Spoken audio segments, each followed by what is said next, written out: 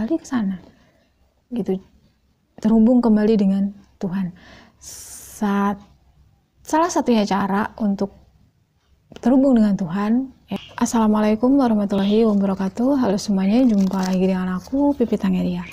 Di video kali ini aku mau sharing teman-teman salah satu isi dari buku ini, Letting Go, ya, karya David R. Hawkins. Ini sebenarnya udah fenomenal banget ya, udah bukan bukan hal yang asing gitu ya, apalagi para orang-orang spiritual atau ya bahasanya orang-orang yang kesehariannya selalu ingin ilmunya nambah, pengetahuannya nambah, terutama tentang spiritual atau keterhubungan dengan Tuhan. Nah, ini udah nggak asing lagi bukunya. Letting Go ini adalah, kalau bahasa agamanya itu berserah diri ya, tawakal.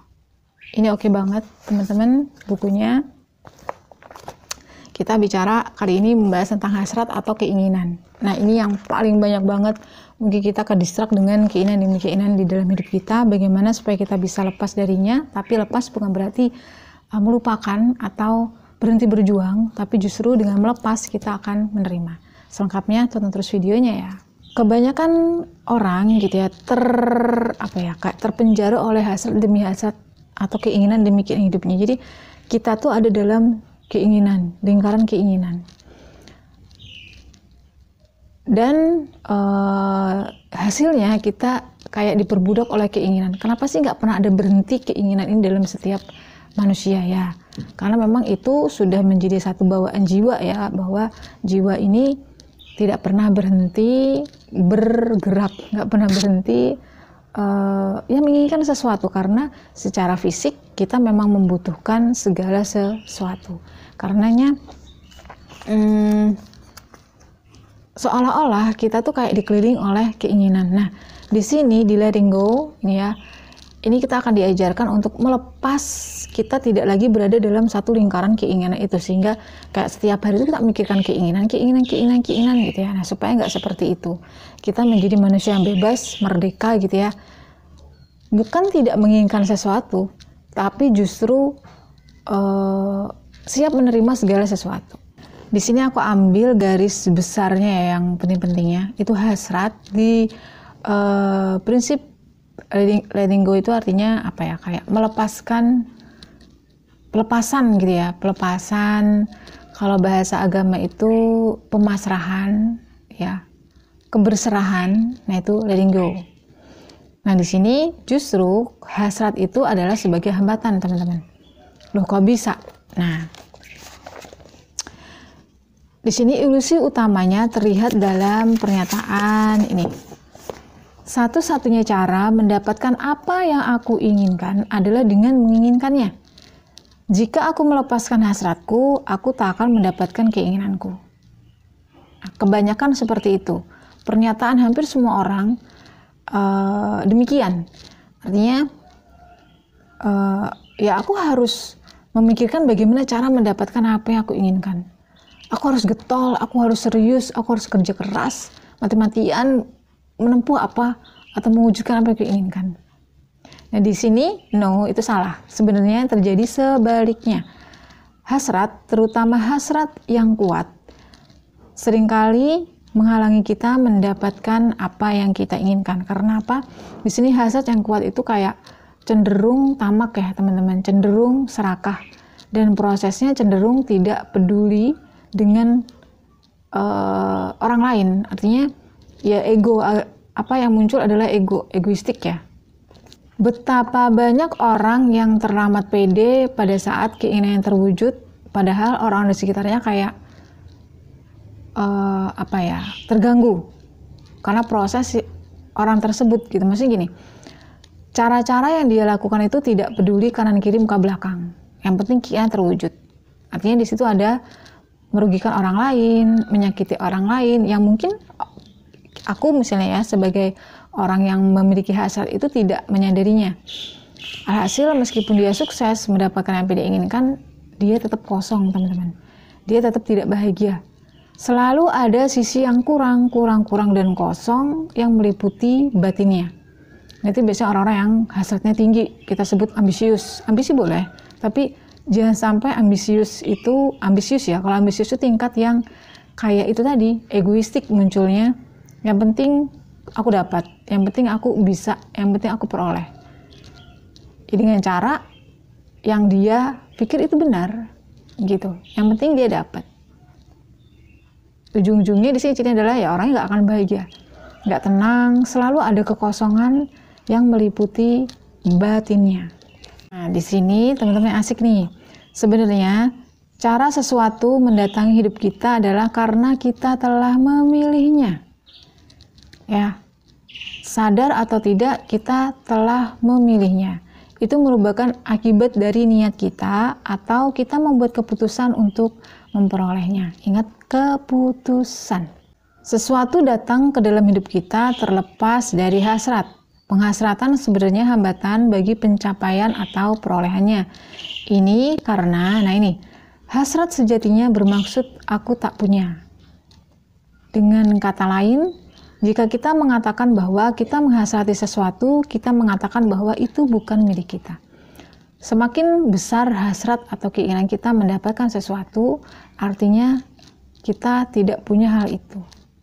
Nah, bahasa semesta itu kan bahasa yang energi ya, menangkap kedalaman batin kita. Nah, di situ semakin kita berhasrat, semakin kita kuat untuk memikirkan hal-hal atau mengejar hal-hal yang kita inginkan, justru akan semakin lelah banget ya, semakin kayak jauh banget ya apa yang kita impikan itu, yaitu karena itu tadi, hasrat sejatinya bermaksud aku tidak punya. Oke, kita stop sampai situ dulu ya teman-teman. Nah, kayak gini, kasus contoh misalnya gini, kita itu punya hutang, pengen hutangnya lunas. Kita hasrat pengen hutang lunas, malah kita mikirkan apa teman-teman? Hutangnya. Hasil pikiran ini ngajak hutang lagi untuk nutupi ini, hutangnya sekarang. Nanti ngajak hutang lagi, nutupi hutang yang kemarin. Selalu seperti itu ujung-ujungnya. Karena kita kedistrak dengan hasrat tadi. Hasrat itu keinginan menggebu-gebu gitu loh. Sampai yang kita pikirkan mati-matian. Nah, makanya letting go, melepaskan itu sangat penting ya teman-teman. Karena saat kita menghasratkan sesuatu, di situ kita menempatkan, memberi ruang atau memberi jarak antara kita dengan keinginan kita. Kalau keinginan kita beri jarak, loh, kapan nyampainya kan gitu. Nah, makanya di Riyadho dan Loa ya, entah itu teman-teman sholawat, istighfar, itu kan supaya kita bisa ikhlas menerima apa yang terjadi sekarang, membuat batin kita tuh meditatif ya teman-teman, tenang, nyaman, damai ya, menyadari nih bahwa oh ya, saat ini aku punya hutang misalnya.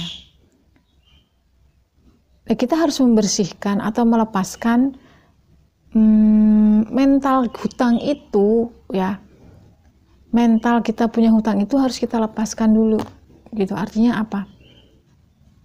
Pelepasan itu kayak gini teman-teman, sama kayak kita melepaskan apa ya, nampak tuh kayak orang gitu ya, orang yang ternyata sudah kayak nggak sefrekuensi sama kita, ya udahlah, emang nggak jodohnya misalnya, udah kita lepaskan secara fisik, dia pergi ya udah pergi aja gitu, pergi aja sono gitu, nggak kita tanya-tanya lagi ya kan, nggak kita tegur, nggak kita bukan tegur ya, nggak kita suruh balik lagi gitu ya. Nah, sama juga secara energi gitu teman-teman, kayak hutang tadi, anggap hutang itu satu benda atau makhluk, sadar bahwa dia datang, saat ini dia ada, terima kehadirannya itu teman-teman, diterima saat ini, oh ya kamu ada, terus dilepaskan. Oke, sekarang aku silakan kamu pergi ya, silakan kamu pergi, ini bukan tempatmu, ini bukan tempat kamu. Jadi lepasin, rasakan energi hutang itu pergi teman-teman, pergi ke atas, pergi ke bawah, pergi ke samping, pergi kemana-mana, terserah, dirasakan energinya itu lepas. sedikit lepas gitu ya. Dan memang nggak bisa sekali dua itu melakukan teknik letting go ini teman-teman ya. Jadi satu hasrat kita lepaskan, misalnya kita tuh hutang ya, sudah kita lepaskan. Terus hasrat keinginan hutang lunas, ingin hutang lunas itu juga dilepaskan. Aku punya satu keinginan ya, keinginan hutangku lunas. Oh ya, aku sadar aku punya keinginan tersebut. Kemudian lepasin, kayak kita narik napas, kan dia datang tuh, keinginannya datang. Kayak kita buang napas, dibuang tuh dilepaskan, dikeluarkan, keinginan tersebut dikeluarkan, biar dia sudah menyatu sama ini semesta gitu. Nah kan ada perasaan plong tuh teman-teman. Jadi mengenali keinginan, mengenali apa yang kita mau itu satu persatu, kemudian dilepaskan. Ya mirip kayak narik napas, hembus nafas, kayak gitu. Kalau udah pergi ya sudah. Terus Kak, ini permasalahannya adalah nanti dia datang lagi, kepikiran lagi. Itu kalau menurut aku bukan yang sudah kita lepaskan datang lagi teman-teman, enggak. Jadi semakin kita melepaskan semakin muncul yang di bawah-bawah sadar ya, di dalam batin kita yang terdalam tuh makin muncul gitu. Muncul lagi, nggak apa-apa. Datang lagi dia, terima lagi. Oh ini yang di bawah, yang di dasar batin aku muncul lagi. Jadi kalau sesuatu tuh teman-teman kita lepaskan kan ada yang naik tuh. Naik lagi, lepaskan, naik lagi, yang di sini permukaan dalam ini naik lagi, kayak gitu. Jadi sampai habis gitu, supaya berganti dengan apa? Kalau kita merasa udah nggak punya keinginan kita lepaskan, hutangnya sudah dilepaskan, misalnya ya, di sini kan plong nih, adanya penerimaan, keikhlasan, kosong, ya. Nah kalau sudah berada dalam satu kekosong, artinya sudah kita lepaskan kan kosong nih. Ya kosong itu pasti terisi teman-teman, nggak mungkin nggak, karena semesta ini tidak ada yang kosong sebenarnya, secara energi selalu terisi. Nah kalau kita udah melepaskan teman-teman, otomatis syukur yang naik ke dalam, yang masuk ke dalam itu adalah rasa syukur, penerimaan, ikhlas. Dan kalau udah seperti itu, kita udah nggak kedistrak dengan keinginan kita udah nggak mikirin boleh, cuma nggak jadi beban ya. Bukan satu beban lagi, kita harus ini, harus itu, kita lepaskan semuanya, kita pasrahkan total. Di situ kita akan mengakses rasa berserah. Nah berserah ini tidak ada ekspektasi, artinya gini, mau terjadi, mau nggak terjadi, ya wes gitu ya, bahasa Jawa gitu ya. Mau terjadi nggak terjadi ya udah, nggak apa-apa. Tapi kita bicara seperti itu dalam konteks berpengetahuan, ya berpengetahuan. Kita pegang, kita buah, ya janji Allah berserah itu kan energinya luar biasa teman-teman. Kalau kita sudah dalam berserah dengan pengetahuan, tidak ada lagi yang namanya was-was, ragu-ragu, nanya-nanya, gak yakin gitu ya, nggak ada. Udah terbebas dari segala macam rasa, dan dia tinggal menjalani hari-harinya, ya dijalani, mengalir apa adanya. Di situ hanya ada ungkapan syukur. Bukan berarti tidak punya keinginan ya, no. Orang berserah itu bukan berarti tidak punya keinginan, tapi dia tidak lagi terikat dengan keinginannya. Tidak ada manusia yang nggak punya keinginan, tapi dia tidak lagi terikat hidupnya oleh keinginan demi keinginan. Karena apa? Keinginannya sudah diserahkan kepada Tuhan dengan penuh pengetahuan. Ya, yakin itu buat aku harus pakai pengetahuan. Nggak bisa yakin buta gitu ya. Yakin buta masih ada keraguan, tapi yakin dengan pengetahuan udah nggak nanya lagi. Dia benar-benar mengabdi kepada Tuhan hidupnya. Tapi dia tahu persis bagaimana Tuhan bekerja dalam hidupnya. Nggak mungkin nggak terpenuhi. Udah itu aja. Itulah yang yakin dengan pengetahuan. Ujiannya, masalahnya itu adalah pada proses kebanyakan. Menurut aku kalau sudah dengan pengetahuan, prosesnya enjoy aja. Prosesnya adalah kita anggap sebagai pengabdian kepada Tuhan. Hari-hari kita itu loh yang kita jalani sekarang, entah itu makan, minum, dibilang orang nganggur, nggak ada kerjaan, dibilang orang kayak santai banget, nggak ngapa-ngapain, whatever orang bilang. Kalau Tuhan menyuruhku seperti ini, ya aku akan seperti ini. Aku jalani ini, gitu, hari-hariku ini, gitu. kadang orang-orang yang egoistik gitu ya, orang-orang egoistik yang ambisius, yang nggak, aku sebut itu nggak percaya dengan kuasa Tuhan. Dia selalu ingin bergerak dengan kerja keras, bergerak dengan aku harus bisa, aku harus terwujud, aku harus tercapai. Ini aku sebut orang egoistik. Ini nggak akan pernah. Masa kayak gitu ya? Masa kita nggak ada usaha? Usaha kita adalah mengabdi kepada Tuhan dalam menjalani setiap hari. Tanpa harus lagi terikat dengan keinginan, kita menjadi manusia yang bebas. Tidur enak, makan enak, gitu ya teman-teman. Mau apapun keadaannya sekarang tetap nyaman, damai. Coba orang egoistik, nggak pernah damai hidupnya, meskipun kita lihat rumahnya besar, mobilnya parkir 5, motornya banyak, duitnya banyak, tidurnya belum tentu terpenuhi gitu. Kita nggak tahu juga batinnya makinnya gitu. Dan di sini pentingnya, kalau aku pribadi ya, kondisi batin itu adalah akhiratku, kondisi di luar diriku adalah duniaku. Jadi kalau aku mandang seperti itu, jadi saat akhiratku perbaiki, maka dunia mengikuti.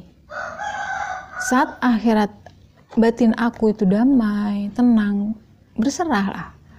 Murni batinnya itu benar-benar tunduk terhadap apa yang Tuhan perintahkan hari ini, detik ini, sekarang ini.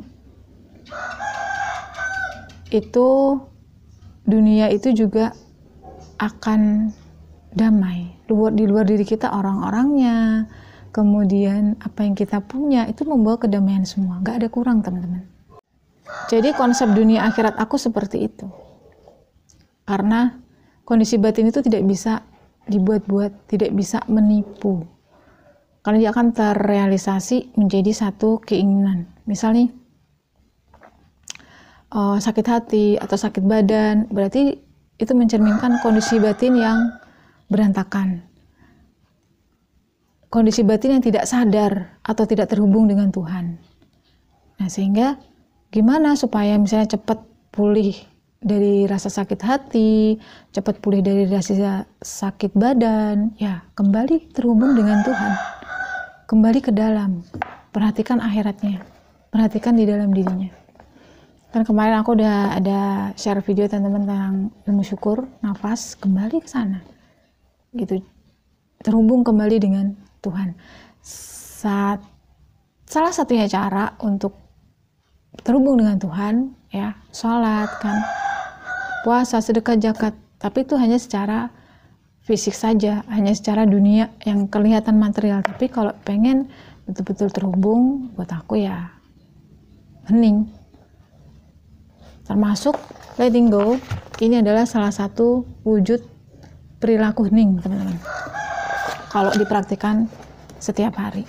Jadi intinya letting go ini atau hasrat demi hasrat, keinginan kita boleh semua, bahwa semua orang punya keinginan. Cuman bagaimana keinginan itu supaya Tuhan ridho, ya Allah, supaya kita tuh menemukan loh bahwa Tuhan ini maunya apa sih sama aku ke dunia ini untuk apa sih ya Allah. Ya pasrahkan semua keinginan kita. Terserah orang bilang apa, misalnya nih, oh ini saat proses belajar itu biasanya teman-teman itu banyak gak enaknya, ya aku mengalami banget. Ini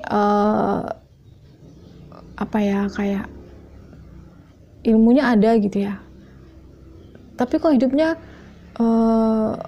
katakan ada, semua orang pasti nggak perfect ya, ada satu sisi yang dilihat orang itu kayak nggak perfect juga hidupnya gitu ya. Terserah teman-teman orang bilang apa, berarti belum waktu kita. Tuhan masih ingin kita berproses, kita belum sampai betul-betul terhubung, belum sampai betul-betul berserah. Dan prinsip aku kayak gini ya, orang yang ngomongin aku belum tentu mengalami apa yang aku alami. Belum tentu mendapatkan pengetahuan tentang keterhubungan dengan Tuhan seperti Tuhan kasih ke aku.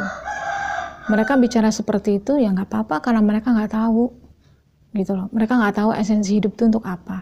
Esensi hidup itu teman-teman untuk belajar. Belajar untuk apa? Kembali pulang. Kembali pulang itu butuh belajar. ya dengan proses hidup ini gitu, dengan masalah, dengan omongan orang, dengan segala macam di luar diri kita, itu kita belajar untuk balik ke Allah, kembali pulang ya, kita dari Tuhan, dari Allah, dari sang sumber energi. Bagaimana kita bisa pulang ke sang sumber energi itu, yaitu dengan menyikapi masalah gitu. Jadi bukan hidup ini adalah suatu masalah, hidup ini adalah suatu anugerah, suatu proses belajar. Kita terlahir ya untuk belajar. Kalau dengan satu masalah demi masalah tidak juga kita bisa terhubung dengan Tuhan, tidak bisa juga berserah diri kepada Tuhan. Lalu coba tanya sama diri kita sendiri, untuk apa sih hidup? Toh nanti akhirnya balik. Mati-mati aja. Nggak seperti itu. Mati itu ada jalannya. Jiwa kita mau kemana nanti ada jalannya. Jalan itu harus kita cari sekarang. Salah satunya ya sering-seringlah berlatih atau belajar kembali ya saat kita masih hidup sekarang. Perhatikan akhiratnya gitu, perhatikan batinnya. Karena alam batin itu kekal. Alam batin itu yang akan kita bawa ya, sedangkan yang di luar diri kita ini mau tidak mau suatu hari harus kita lepaskan. Ya, kita belajar melepaskan sekarang nih.